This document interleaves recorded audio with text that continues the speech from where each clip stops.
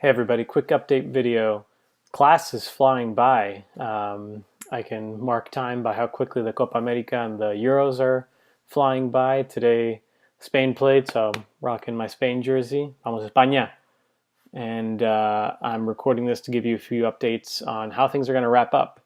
So I'd like to go over the most recent quiz and your writing assignments. We'll also talk about what the schedule looks like in the last stretch. A few of you have emailed me for clarification on the dates because you have some travel coming up at the end of the term. We'll also talk about the actual instructions to record your interview and how to upload it to a place that we can listen and see it. And then I'll give you some tips on conducting the interview itself and how to bring some of the interesting class materials that we've talked about. Some of you have already recorded your interview. That's totally okay. We'll be providing this kind of guidance for the people who have been holding off on their interviews for tips from me. So let's get into it with the quiz. Okay, so everyone did pretty well on the quiz. All but one of the questions were above 90%, 85%. Answer rates, but the fourth question tripped a lot of you up. I tried not to make this deliberately confusing, but I did want to make sure you were reading closely to the options. SANOC was not led by black South Africans, it was led by white South Africans. And the second part of the answer should have tipped you off to be incorrect as well. The correct answer was the Games of New Emerging Forces held in China. Which was a little bit more of an obscure part of the reading. But again, I wanted to throw at least one question in there to make sure you were getting the reading comprehension and that you were reading these questions carefully. So again, everyone did pretty well on the quiz. So let's talk about the schedule in the last stretch of class. Okay, so in week 6, you will also get a reading guidance video after this one. I'll post it by Sunday. But just to give you a heads up on what's going to be happening, on Friday, June 24th, your writing prompt will be due, so that's normal. If you're writing a review that week, it'll be due Saturday as normal. So week 6 is a normal week. You'll have until Thursday to complete the quiz. But then week 7 is going to be compressed. So your quiz is going to be due by Tuesday, the 28th. So it will close at midnight. Then the writing prompt will be due the very next day at 5 p.m. And then you'll have until Thursday, the 30th, to turn in a film review if you have it that week and your final project. So the last chance you have to get us the material that we're doing that week is on the 30th, but your writing prompt and your quiz will be due before then. That way you're not turning everything in at the same time. So let's talk about the instructions for the interview themselves. So I'm sharing these links with you. One is a really helpful guide from Jack Doherty over at Trinity, and you can ignore obviously the portions of this guide that are specific to Trinity College. We've covered consent forms. What I'm really interested in having you guys have access to are these instructions for having an iPhone or an Android as your recording device or your laptop computer. So all of these are ways to record audio. They give you some explicit instructions on using the voice memos feature in iPhone, for example, or using an app. There's great cheap apps to download if you're going to be doing more interviews in the future. Be a wise investment. And then a free recorder as well for Android. And then the other useful part of this guide, we won't be transcribing our interviews either, so don't worry about that. But the portion at the very bottom about confidentiality, you can also ignore. But make sure you're paying attention to these instructions, especially the instructions here of connecting to your computer with your iPhone and getting the voice memos off of your iPhone. Then if you run into any kind of trouble, there's this link that gives a little bit more detail on how to get voice memos off of your iPhone if you're having trouble with that, but it should be fairly straightforward.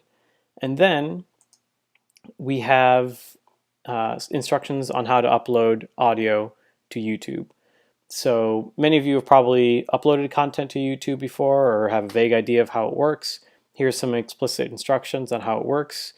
And if you take a few pictures during your interview or afterwards, you can stage them as well, or you can just have an image that relates somehow to the content of the interview. You can overlay that image while the audio is playing in YouTube. So YouTube is going to be our kind of default way to share the interviews with one another, well, with us. But if you have experience with recording interviews and sending them, I'm happy to take them in any kind of format that you come up with, as long as you are getting us something that we can listen to and is easily accessible. The nature of this class is that we don't see each other in person, so it's hard for me to provide specific instructions based on everybody's individual setup.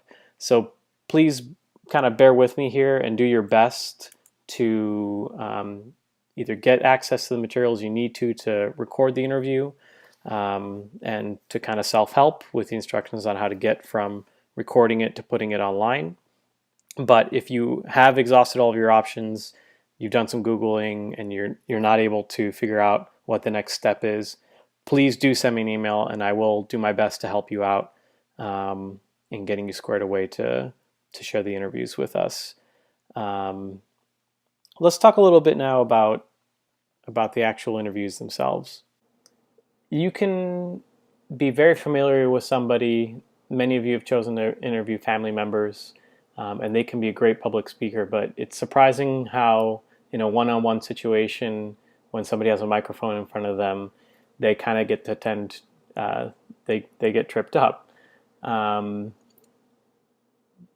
best way to handle this is to kind of use your own intuition on how to get them comfortable, but really getting them comfortable is where you want them at. So either that can happen through small talk or some warm-up questions that relate to the kinds of things you're going to be asking in an interview but are slightly tangential to them.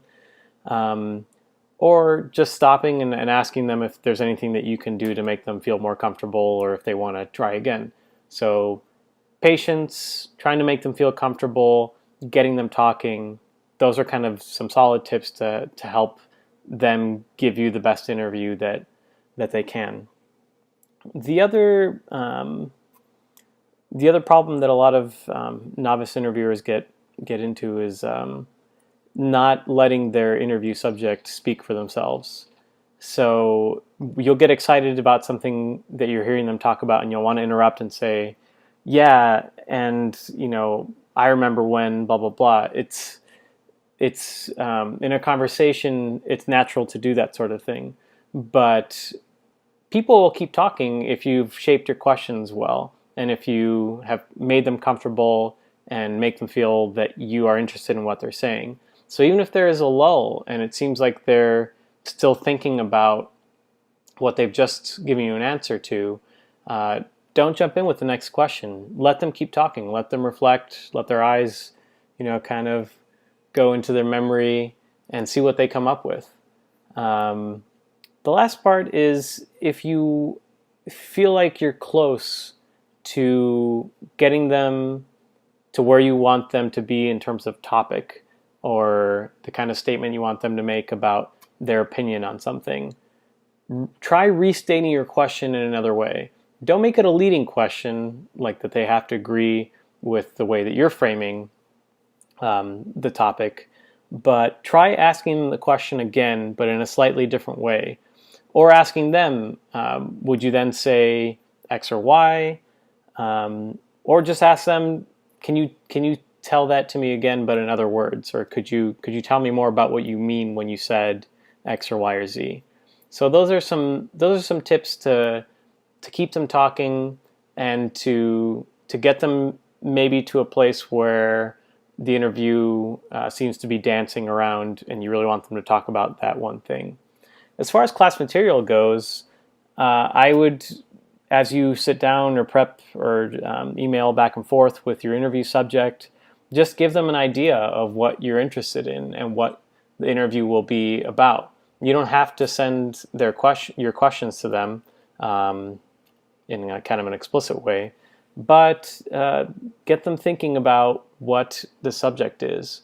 That way they haven't necessarily come with pre-scripted answers, but their brain is in that place. They're already on that subject. So you wanna hit that sweet spot of you being prepared, you having revealed enough of your hand so they know what kind of game we're playing, but not going overboard in making it feel like this has to be scripted, or you're looking for them to tell you a particular kind of story. Then it gives it kind of a mechanical quality, and that tends to make people kind of freeze up and feel like they're in a really formal setting.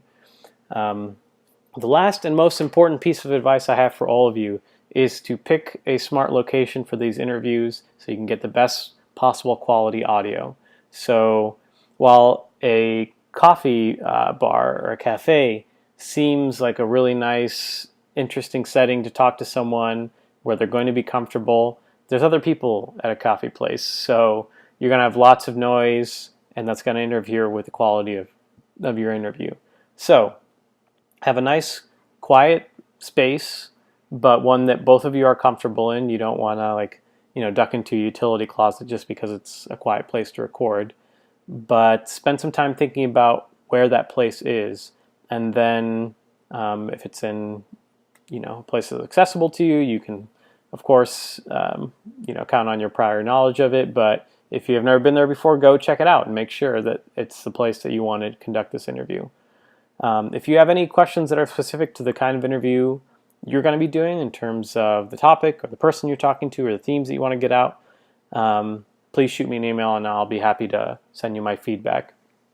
You want to make sure that the interview is engaging with enough class material, because I think that's going to be the most interesting and fun thing for you guys to get out of this assignment, to talk about what you've learned and try and put it into practice in terms of a conversation. But also you have to have some material to write your 500-word commentary that's part of the final project. So make sure that there's enough substance in the interview itself that you have something interesting to write 500 words about and how it connected to the class themes, the readings, and things that we've learned. So good luck. I'm really excited to see what you all come up with. Some of you are interviewing very interesting people, and I look forward to hearing those.